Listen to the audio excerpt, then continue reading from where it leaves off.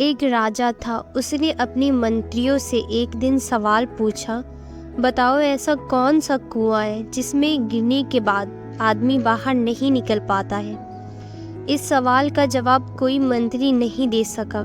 आखिर में राजा ने अपने खास मंत्री से कहा कि अगर तुम इस सवाल का जवाब 7 दिनों में नहीं दे सकते तो तुम्हें इस राज्य से बाहर निकाल दिया जाएगा।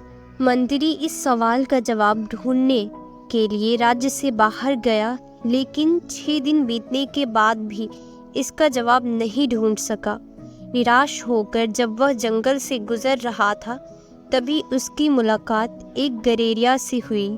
गडेरिये ने मंत्री से उसकी उदासी का कारण पूछा। तब मंत्री ने उसे सब कुछ बताया। गडेरिया बोला, मेरे पास पारस पत्थर है, उससे आप जितना चाहो उतना सोना बना सकते हो, तो आपको राजा के पास जाने की ज़रूरत भी नहीं होगी। लेकिन इसके पहले आपको मेरा चेला बनना होगा।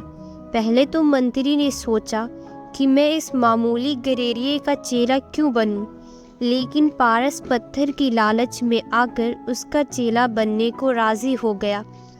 गडेरिया बोला, पहले तुम्हें भेड़ का दूध पीना पड़ेगा, तब मेरा चेला बनोगे। तभी मंत्री बोला, मैं तो एक पंडित हूँ, इसलिए मैं दूध नहीं पी सकता। लेकिन बाद में पारस पत्थर के लालच में उसे दूध पीना पड़ा। गडेरिये ने फिर बोला, अब तुम्हें मेरा झूठा दूध पीना पड़ेगा। तभी मंत्री बोला, ये तो हद हो गई, लेकिन उसे पत्थर के कारण ये भी करना पड़ा। गडेरिया फिर बोला, अब तुम्हें कुत्ते का जूठा दूध पीना पड़ेगा। मंत्री थोड़ी देर सोचने के बाद फिर उसने ये भी किया। तभी गडेरिया बोला, मिल गया तुम्हें जवाब।